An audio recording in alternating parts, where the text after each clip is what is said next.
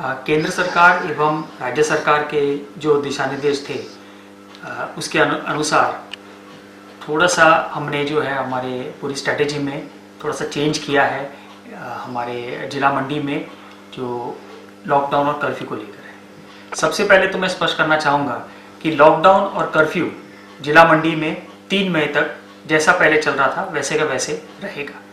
इसमें हमने 24 मार्च को पहले कर्फ्यू का ऑर्डर निकाला था और उसके बाद सब्सिक्वेंटली जैसे सरकार के कुछ दिशा निर्देश प्राप्त हुए, हमारे ऑर्डर्स को हमने धीरे धीरे से समय रहते उसको अमेंड किया था। तो आज हमने उन सब चीज़ों को कंबाइन करके एक होलिस्टिक ऑर्डर फिर से निकाला है, जिसमें वही चीज़ें हैं जो पहले हमने एक एक अलग अलग ऑर्डर्स निकाले थे, उसको कंबाइन करके एक कंसोलिडेटेड ऑर्डर निकाला है। तो सबसे पहले तो कर्फ्यू वैसे का वैसे 3 मई तक रहेगा।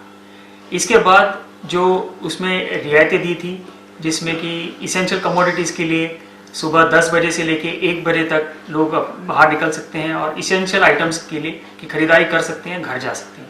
ये वैसे के वैसे अभी भी रहेगा। ये 3 मई तक इसी तरह का टाइम हमारा इसमें रिलैक्सेशन का रहेगा। इसके साथ ही जो एग्रीकल्चर, हॉर्टिकल्चर की एक्टिविटीज़, फिशरी, एनिमल हस्बेंड्री की जो भी एक्टिविटीज़ थी वो पहले एग्जेम्प्ट की गई थी, वो वैसे के वैसे एग्जेम्प्ट रहेगी। इन एक्टिविटीज़ को जो भी करेगा उसके लिए पूरा फ्रीडम रहेगा, वो जब कभी करना चाहे उसमें ये एक्टिविटीज़ कर सकते हैं। जो रिलैक्सेशन दी है हमने, विशेषता जो इसमें ऐड किया है वो ग्रामीण एरिया को देख कर किया हुआ है। ग्रामीण एरिया पे फोकस है ये रिलैक्सेशन, जिसमें सर्वप्रथम मनरेगा है। मनरेगा की जो एक्टिविटीज़ है वो हर पंचायत में अब शुरू हो सकती है, जिसमें कुछ स्ट्रिक्ट कंडीशंस हैं, ये हर वर्क साइट पे फॉलो करने पड़ेंगे, जिसमें सोशल डिस्टेंसिंग सबसे महत्वपूर्ण है और साथ ही साथ मास्क पहनना है। इसके अलावा सैनिटाइजेशन और बाकी सब चीज़ें भी इसमें शामिल है। ये फॉलो करके ही हमारी मनरेगा की एक्टिविटीज़ हो पाएगी हर पंचायत में, जिसमें जो लेबर इन्वॉल्व है वो स्थानीय लेबर है, उसी पंचायत का लेबर है, तो उसमें मूवमेंट नहीं होगी। साथ ही साथ जो बाकी डिपार्टमेंट्स हैं, पीडब्ल्यूडी हैं, जल शक्ति विभाग है, इलेक्ट्रिसिटी है, इनके जो वर्क्स हैं ये वर्क्स भी ले सकते हैं, बशर्ते कि लेबर वहीं पर लोकली अवेलेबल हो। बाहर से किसी भी तरह की लेबर यहाँ पर कोई भी कार्य करने के लिए नहीं लाई जाएगी। जो एग्जिस्टिंग यहाँ पर है, मंडी में ही है, जो लेबर यहाँ पर रुकी हुई है, जो फंसी हुई है, वही लोगों को रोजगार देने के लिए, वही लोगों को इन्वॉल्व करने के लिए ये रिलैक्सेशन दी जा रही है।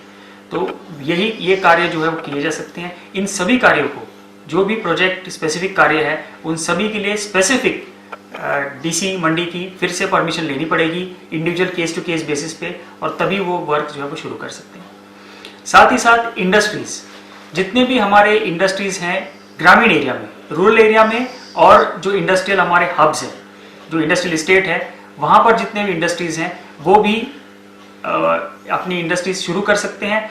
उसके लिए भी उनको परमिशन के लिए अप्लाई करना पड़ेगा, जिसके लिए हमने जनरल मैनेजर डीआईसी को यहाँ पर अपॉइंट किया है जिला मंडी में। उनके माध्यम से ये सभी एप्लीकेशंस फॉरवर्ड होगी और एक एक करके उसको हम अप्रूवल देंगे। उसमें भी काफ़ी कंडीशंस लगाई है जो भारत सरकार द्वारा ही पहले से निर्धारित की है। वो कंडीशंस को अगर फुलफिल करते हैं हर इंडस्ट्री, तभी उनको परमिशन दी जाएगी। तो everything is case to case basis पे। ब्लैंकेट किसी भी तरह की परमिशन हमने आज के ऑर्डर्स में नहीं निकाली है। इसके लिए हमने पहले भी कहा था कि बाकी जो स्टेटस को है वो वैसे का वैसा मेंटेन रहेगा, कोई चेंज जो है वो 20 तारीख के बाद वो एक्सपेक्ट ना करें। जितने भी छोटे छोटे चेंजेस हैं वो भी सशर्त जो है वो इसमें इन्वॉल्व किए गए हैं। इसके साथ जो तीसरे कैटेगरी थोड़े लोग हैं, हमारे कुछ प्लम्बर्स हैं, इलेक्ट्रिशियंस हैं, मोबाइल रिपेयर्स हैं और कारपेंटर्स हैं, इन लोगों के लिए विशेष हमने छूट दी है।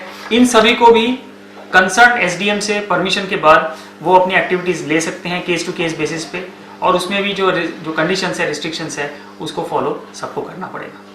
तो ये बेसिक रिलैक्सेशंस थी। बाकी मेडिकल से संबंधित और कोविड से संबंधित जो हमारा रिस्पॉन्स है, उनकी मूवमेंट को लेकर जैसे पहले था वैसी स्थिति है, और बाकी एक्टिविटीज़ हमारी गुड्स ट्रांसपोर्ट की है वो जैसे पहले चल रही थी वैसे ही चल रही थी। तो इसके अलावा कोई चेंज नहीं है।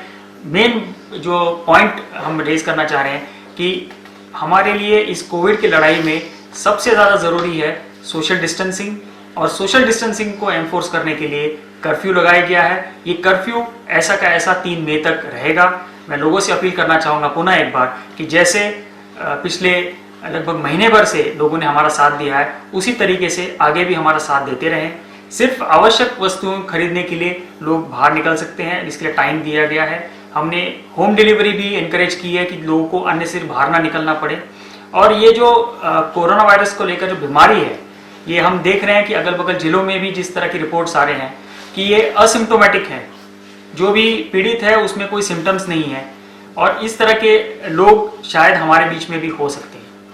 इस चीज़ को ध्यान में रखते हुए ये हम और रिलैक्सेशन इसमें दे नहीं सकते हैं। हमें सभी लोगों को, जैसे पहले हम रिस्ट्रिक्शन में रहते थे, मूवमेंट रिस्ट्रिक्ट करना ये हमारे लिए प्राथमिकता है। हम जिला में भी ये भी नहीं चाहते हैं कि जिला के अंदर भी बहुत ज़्यादा मूवमेंट हो। ये इसलिए भी ज़रूरी है कि अगर कल कोई पॉजिटिव केस आता है तो हमें हमारी जो स्ट्रेटेजी है वो उस केस को आइसोलेट करने की स्ट्रेटेजी है, और आइसोलेशन से हम उस पूरे डिजीज को कंटेन कर सकते हैं। अगर लोग सब जिला में इधर उधर चलेंगे तो हम उसको कंटेन नहीं कर पाएंगे और पूरे जिले में फैल जाएगा। इसलिए रिस्ट्रिक्शंस जैसे थे वैसे बरकरार है। मैं लोगों से पुनः अपील करूंगा कि प्रशासन का इस पूरे एक्टिविटी में सहयोग करें।